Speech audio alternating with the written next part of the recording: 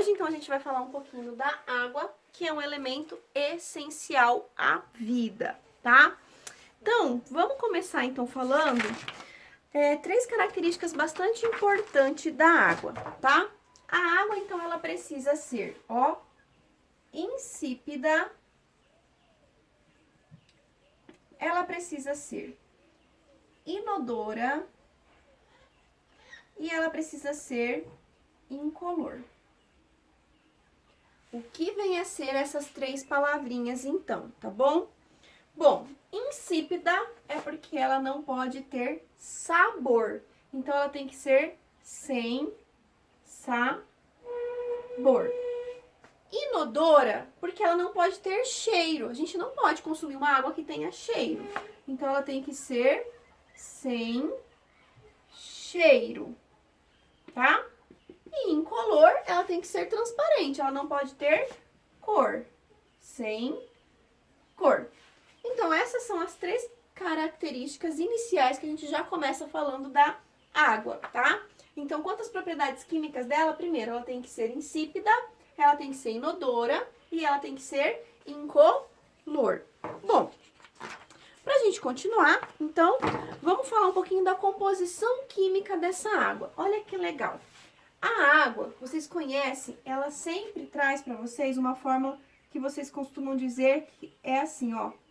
H2O. Mas o que significa isso, tá?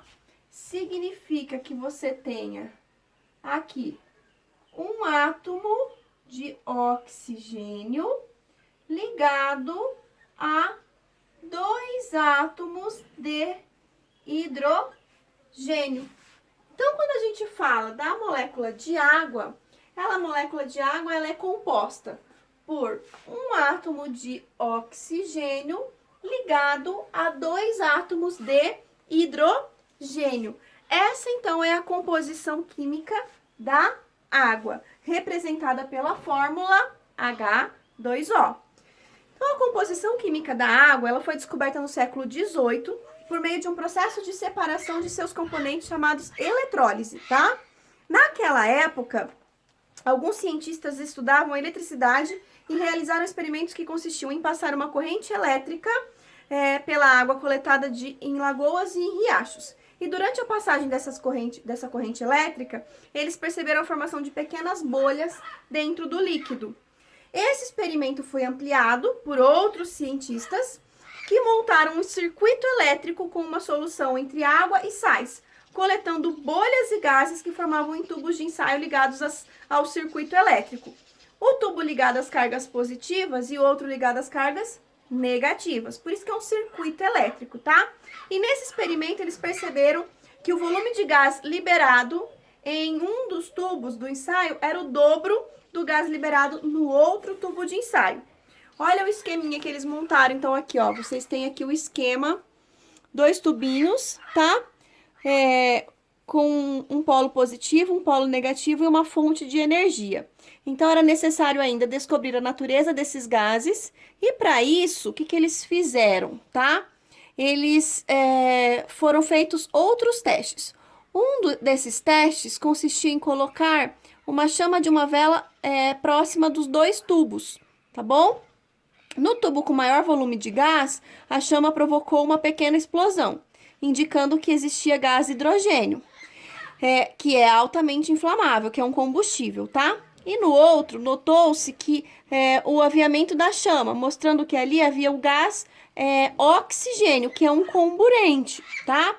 Então, identificando os gases, foi possível estabelecer que o volume de gás hidrogênio era sempre o dobro do volume do gás oxigênio. Então, descobriu, assim, a composição molecular da água. Então, eles chegaram à conclusão que sempre você vai ter o dobro de gás hidrogênio com relação ao oxigênio. Por isso, H2O, tá? E por que nesse experimento os gases se formaram em tubos de ensaios diferentes? Vamos lá. Dos tubos que envolviam os fios elétricos, um tinha um polo negativo e o outro tinha um polo positivo. Os cientistas perceberam que o gás hidrogênio ele era atraído para o polo negativo e que o gás oxigênio ele era atraído para o polo positivo. Então, aí existia uma diferença de polaridade. Por quê? Porque o hidrogênio, ele é positivo e o oxigênio é negativo. Aí, lembra que os opostos se atraem? Se o hidrogênio é positivo, ele foi atraído para o polo negativo. E se o oxigênio é negativo, ele foi atraído para o polo positivo. Então, negativo atrai o positivo e positivo atrai o negativo. E aí ele descobriu que a água, ela é uma substância polar. Olha que legal. Então, a água é uma substância polar, tá? Então, a água é uma substância polar. Isso é bastante importante. Outra característica importante da água é que ela é capaz de dissolver muitos solutos, tá?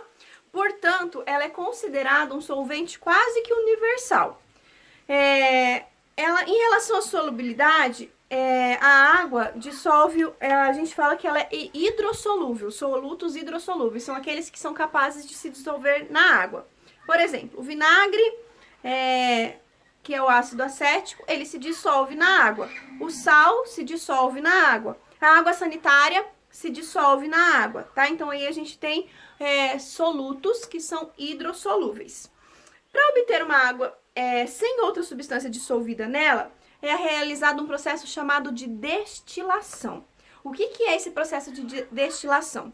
Quando a gente tem a retirada de todos os íons, de todos os componentes que fazem parte da água, de todos os sais minerais. E aí sobra somente o quê? Hidrogênio e oxigênio. Então, o processo de destilação é quando a gente deixa a água totalmente pura, totalmente sem nenhum sal mineral dissolvido. Só com o quê? Só com o hidrogênio e com o oxigênio. Certo? Bom, agora que vocês já entenderam essa primeira parte da aula, vocês vão fazer para mim, então, os exercícios do módulo 37, que está na página 138. Vocês vão fazer, então, o exercício, ó. 1, o exercício 2, 3, 4 e 5 e o 6. Vão tirar aquela foto bem nítida, vão colocar o nome e vão me enviar. Combinado? Vou ficar esperando essas respostinhas chegarem lá no WhatsApp da prof. Combinado? Já já vocês vão receber, então, a segunda videoaula falando um pouquinho sobre as propriedades físicas da água. Combinado?